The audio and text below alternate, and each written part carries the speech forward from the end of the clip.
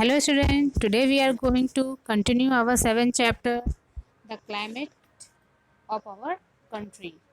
In our previous class, we have read about summer season. Now we will start from the rainy season. The rainy season start in June and in some part of the India it began in July. Rainy season जून से start होता है and कहीं कहीं पर ये जुलाई से भी स्टार्ट होता है because it depends on the monsoon. ये हमारा जो है सीज़न मानसून पर डिपेंड करता है। मानसून जिस भी मंथ पर आ जाता है उसी समय से हमारा रेनी सीजन स्टार्ट हो जाता है।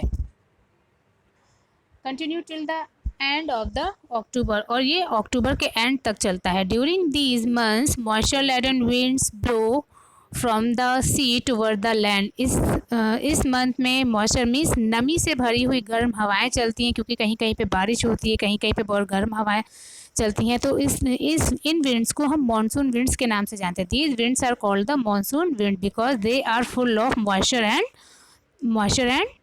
Water as they cause rainfall और इसी के परिणाम स्वरूप रेनफॉल होती है। These winds blow from the हवाएं अरेबियन सी से चलती हुई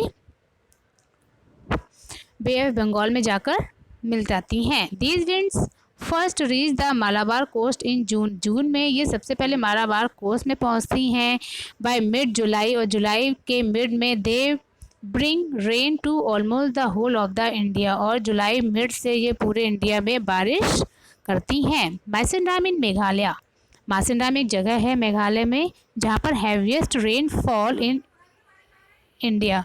the desert area of Rajasthan and the Kutch in Gujarat receive very little rainfall. Desert areas Rajasthan के and the Kutch in Gujarat में वेरी लिटिल रेनफॉल होती है। And the coastal areas of Maharashtra, Maharashtra के जो कोस्टल एरियाज हैं Kerala and Goa receive heavy rain. The mountain region में get very heavy rainfall and the river get flooded और इतनी बारिश होती है कि यहाँ की नदियों में बाढ़ आ जाती है। This indicate that the rainfall is distributed unevenly. इसके मीन्स क्या है कि रेनफॉल जो है कभी भी हो सकती है। कहाँ पर? हिली एरियाज में। Some part of India get more and कहीं पर कम होती है और ऑलमोस्ट नो रेनफॉल और कहीं कहीं पर तो होती ही नहीं है जैसे कि डेजर्ट्स एरियाज में। The average annual rainfall in our country, हमारे कंट्री की जो एनुअल रेनफॉल है वो 120 सेंटीमीटर मानी जाती है। द कोस्ट ऑफ तमिलनाडु और the Coromandel coast receive rainfall between November and January. Tamil Nadu and Coromandel coast में रेन हमारी नवंबर से जनवरी तक होती है फ्रॉम जून टू सितंबर तक। दिस कोस्ट रिमेन्स ड्राई और ये कोस्ट जो है बहुत ही ज़्यादा सूखा रहता है। Rainy season is very important for Indian culture के लिए रेनी सीजन बहुत ही इंपॉर्टेंट है। A good rainfall makes the soil fertile, अच्छी बारिश से ही हमारी मिट्टी फर्टाइल उपजाऊ होती है। However on the contrary heavy rain causes, heavy rain से बाढ़ के भी पॉसिबिलिटीज ज़्यादा रहती हैं। एंड लिटिल और नो रेनफॉल कॉजेज ड्रॉट, जहाँ पे कम या थोड़ी रेनफॉल होती है उसकी वजह से सूखा पड़ जाता है। A few places in India के अंदर कुछ प्लेसेस हैं और also affected by cyclone during this season. उसमें जो है बवंडर, एक तरीके के साइक्लोन को कहते हैं। बवंडर क्या होता है कि उसमें धूल भरी हवाएं गोल गोल घूमती हुई आती हैं जो अपने आप में एरिया में जो है विध्वंसकारी घोषित कर देती हैं। Winter season by the end of October के एंड से द डेज गेट शॉर्टर, दिन छोटे होने लगते हैं and the night become longer और रातें छोटी होने लगती हैं। Due to the slanting of rays of the sun, क्योंकि सन की किरणें जो है पृथ्वी तक कम पड़ती हैं। द टेम्परेचर ऑल्सो चेंजेस और हमारा टेम्परेचर भी चेंज होता है।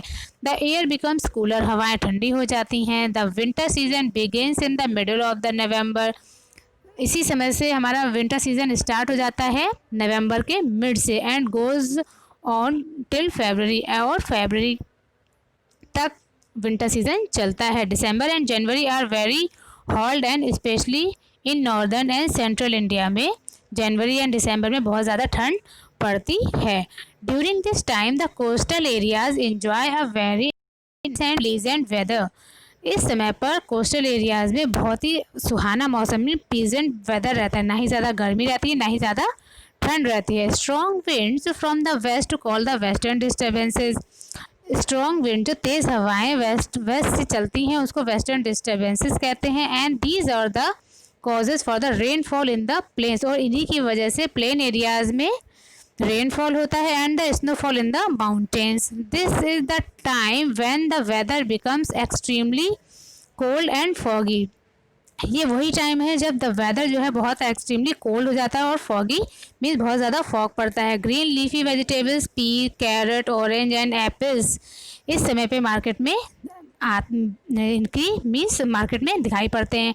Eight this time Tamil Nadu get its share of rain, और इस समय पर तमिलनाडु में रेनफॉल होता है। In India we also experience 2 other seasons. India में 2 और भी सीजन्स हैं, spring and autumn season. Spring season is the autumn season, spring season is the basant season and autumn is the पतझड़ का, जिसमें पेड़ ट्रीज जो हैं अपनी लीव्स को फॉल डाउन करते हैं एंड न्यू लीव्स बिगिन होती हैं स्प्रिंग सीजन में। Before the summers set in we have spring. Summer के बाद में स्प्रिंग सीजन आता है। During this time the climate is cool. इस समय पर क्लाइमेट बहुत ही कूल रहता है and pleasant. We see new leaves. Spring season में new leaves and different flowers all around us. हम लोग के चारों ओर न्यू लीव्स, पेड़ पर हरे भरे और तरह तरह के फ्लावर्स हम देखते हैं।